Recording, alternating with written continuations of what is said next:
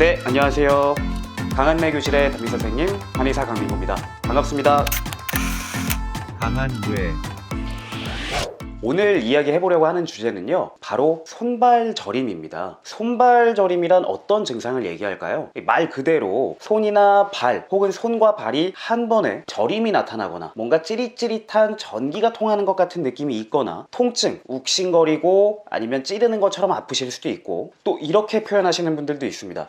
이게 뭔가 감각이 둔해졌다, 아니면 남의 살 같다, 내 살 같지가 않고 남의 살 같다, 여기 오른손 만졌을 때랑 왼손 만졌을 때랑 느낌이 다르다, 이렇게 감각 이상과 관련해서 말씀을 하시는 분들도 계시고요. 손발이 시리다, 차갑다, 냉하다, 이렇게 표현하시는 분들도 계십니다. 즉 수족냉, 손발의 냉감을 얘기하기도 하고요. 반대로 손과 발이 화끈거린다, 손바닥 발바닥에 열이 나는 것 같다, 이렇게 표현을 하시기도 합니다. 즉 오늘 손발저림에서 다룰 내용은 단순히 저림뿐만 아니라 여러 이상 감각과 관련된 내용을 담고 있다는 점 기억해 주시면 좋겠습니다.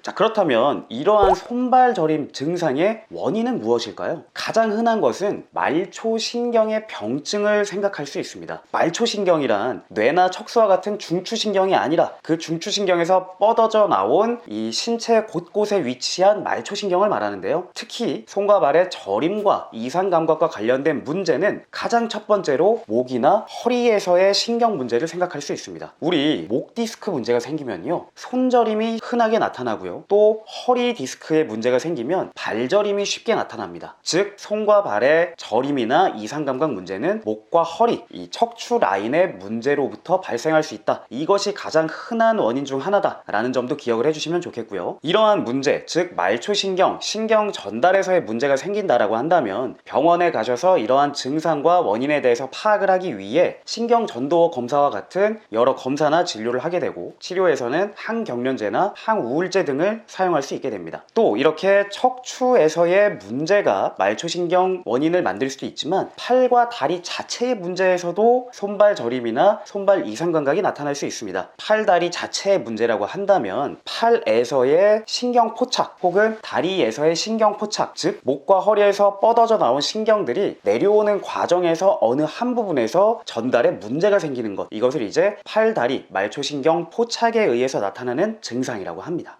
또한 이렇게 말초신경 문제가 신경 전달에 문제가 생기는 것 뿐만이 아니라 말초신경, 신경계 자체에 문제가 생길 수도 있는데요. 통풍이나 당뇨와 같은 전신질환 혹은 다른 질환에 의해서도 손발 저림과 같은 이상감각 증상이 나타날 수 있습니다. 그 외에도 국소 부위, 즉 어떤 한 부위의 혈류순환 저하로 인해서 나타날 수도 있고요. 최근에는 코로나가 확진된 이후에 코로나 후유증 중에 하나로도 많이들 호소를 하고 계십니다. 그리고 또 하나, 스트레스를 받을 때 손발 저림이나 손발의 이상 감각이 나타나기도 합니다. 그 외에도 소화기가 자주 안 좋으신 분들, 소화불량 증상을 자주 느끼시는 분들, 속이 더부룩하다 하실 때에도 손발의 이상 감각 느끼시는 분들 종종 계시곤 합니다. 자, 그럼 이런 분들께 드리는 꿀팁도 소개를 해드리려고 하는데요. 자, 첫 번째, 이 손에 증상이 나타난다 하시는 분들은 손목 보호대만 착용하셔도 손저림이 덜해지는 경우들이 상당히 많습니다. 아까 이 말초신경의 주행이 원활하지 않을 때 증상이 나타날 수 있다고 했잖아요. 그러한 증상이 나타나는 원인 중에 손목의 이상이 원인이 되는 경우도 상당히 많습니다. 그래서 손목 보호대만 해줘도 손저림이나 손끝으로의 이상 감각이 덜해지는 경우들이 있다는 것, 이것도 꼭 기억을 해주시면 좋겠고요. 그 외에도 손과 발이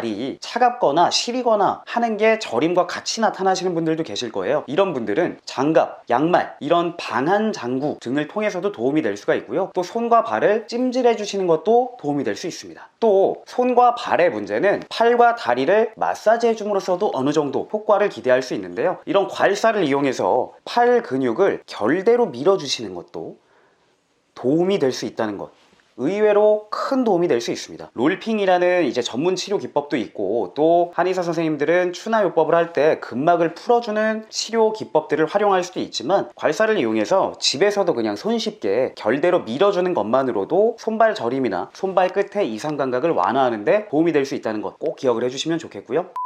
아까 말초 혈류순환 저하가 손발 저림이나 각종 증상을 유발할 수도 있다고 말씀을 드렸는데, 이러한 말초 혈류순환 저하를 개선하는 데 도움이 될 수 있는 것, 사실 너무나도 많이 소개해드렸지만 가장 좋은 한방차 중에 하나가 진피차입니다. 사실 이 진피라는 약재 자체가 워낙 많은 한약 처방에 쓰이고 있기 때문에 효과도 굉장히 방대하고요. 그 중에 또 주된 효과 중에 하나가 말초 혈류순환을 증가시켜주는 것입니다. 그래서 진피차를 드시는 것도 도움이 될 수 있겠고, 진피차뿐만 아니라, 진피가 뭐죠? 귤 껍질이죠. 귤을 많이 드시는 것도 도움이 될 수 있습니다. 귤과 비슷한 종류의 과일을 드시는 것도 괜찮은데요, 뭐 귤, 한라봉, 레몬, 탱자, 이런 종류, 자몽도 좋습니다. 이런 종류의 과일을 많이 드시는 것도 말초 혈류순환을 강화하는 데 도움이 될 수 있고요. 혈자리 지압도 알려드리도록 하겠습니다. 손저림이 많이 나타나시는 분들은 팔꿈치에 있는 곡지혈을 강하게 눌러주시는 것도 도움이 될 수 있고요. 또 정중신경이 압박되거나 정중신경에 영향을 주는 팔목을 돌리는 근육을 지압해 주시는 것도 도움이 되는데, 팔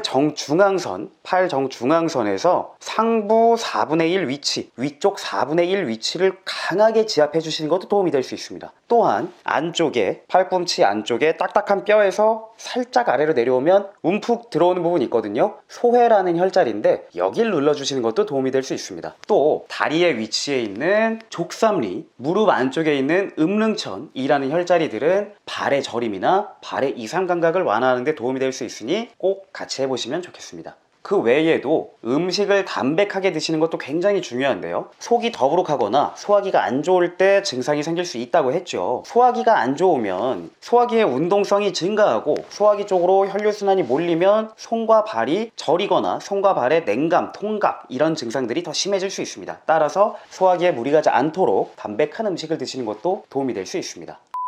손발 저림이라는 증상은요, 생각보다 흔하게 나타나지만 만성적으로 갖고 계신 분들도 계시고, 또 어떤 치료를 통해서 개선되지 못하는 분들도 상당히 많습니다. 이럴 때 아까 알려드린 꿀팁을 통해서 간단하게 개선이 가능하다는 점도 기억해 주시고, 한의원에서의 치료도 도움이 될 수 있다는 점 꼭 기억해 주시면 좋겠습니다. 오늘 제가 말씀드린 내용이 도움이 되셨다면 좋아요, 댓글, 구독해 주시면 너무 감사하겠습니다. 지금까지 강한내 교실의 담임선생님, 한의사 강민구였습니다. 감사합니다. 강한 뇌